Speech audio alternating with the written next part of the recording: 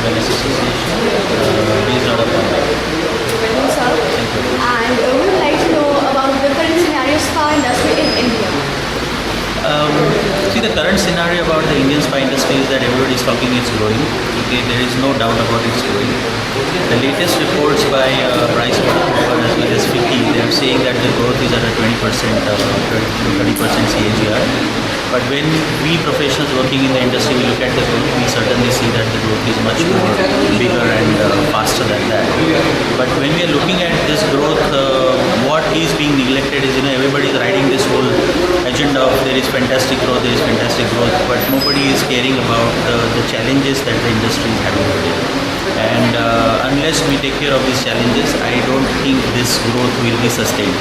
And the challenges are primarily no regulations in the industry, no licensing for the industry as such. There is no differentiation between a spa and massage parlor and a salon.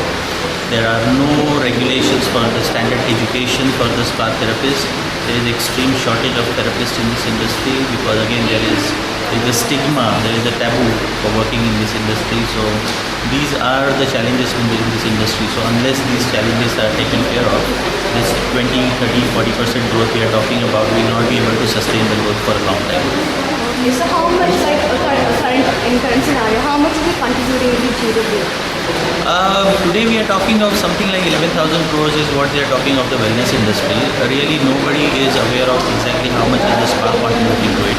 Because in India when we look at spa, we also have to look at typical Ayurvedic centers also. So there is a question mark whether that falls into a spa category or whether that falls into a wellness category.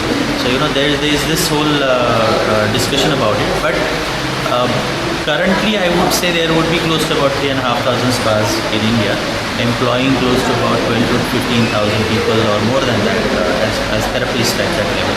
But still I feel there is a shortage of close to about 20,000 people right now in the market. So employment opportunities are there, but we have shortage of Employment opportunities are tremendous. I mean, to be honest with you, even if there are institutes creating these trained professionals, they can easily say that there will be 100% placement because there is so much of shortage in this industry. But there aren't enough people who are wanting to get trained in this. There aren't enough people who have the money to pay for this education as compared to what they will get at the end of it as a salary. So these are some challenges because most of the people who are working in this industry, they are probably 4th, 5th standard educated, and plus they come from a very poor socio-economic background as well. So that's a challenge as well itself in a model of training in this industry. Okay, so as far as trends are concerned in spa tourism, we'll just like you to throw a light on it also. So what are the latest trends in spa and medical tourism in India? See, medical tourism, there has been a lot of talk about India will be the hub for medical tourism, etc. I do see that yes, India will be a hub for medical tourism, no doubts about it. But again, if we look at the competitors in the market, like Singapore or Thailand or Malaysia, we probably will not be able to reach that level. The reason being, again, when we are looking at medical tourism, there are two components to it. One is people who come in for services. Okay, the services will be fantastic here, services will be cheaper here, so people will come in for medical tourism here, no doubts about it. But apart from it, okay, if you look at a place like say Bombay, okay, where there are lots of hospitals who are talking of medical tourism, honestly there is not much for the people to do there, whilst their relatives don't have anything much to do there, whilst their relatives are undergoing the whole medical tourism or the medical procedures. So that's why the overall medical part is being taken care of, but the tourism part is not happening still. So really this whole nomenclature of medical tourism is not really fitting into the Indian scenario still. So there is not much happening on the other half of it. So that's one thing about the medical tourism in India. Secondly, if you look at the trends in the Indian market as a spa industry, there is a huge shift in terms of the spa businesses moving from bigger outlets to smaller outlets.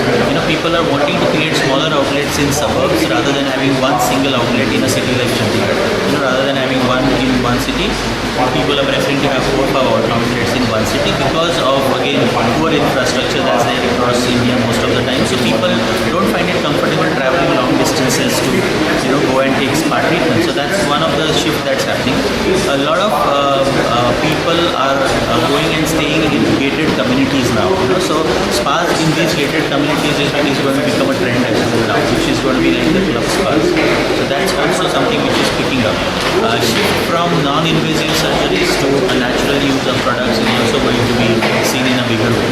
But at the same time, you will also see a growth in the medical spas in the Indian market, which will be a combination of aesthetic, wellness, and the spa. So that's probably I look at as a trend. So how is right now our infrastructure and skilled people? Yes, yes. Thank you, sir. Thank you very much. Having me. Thank you very much.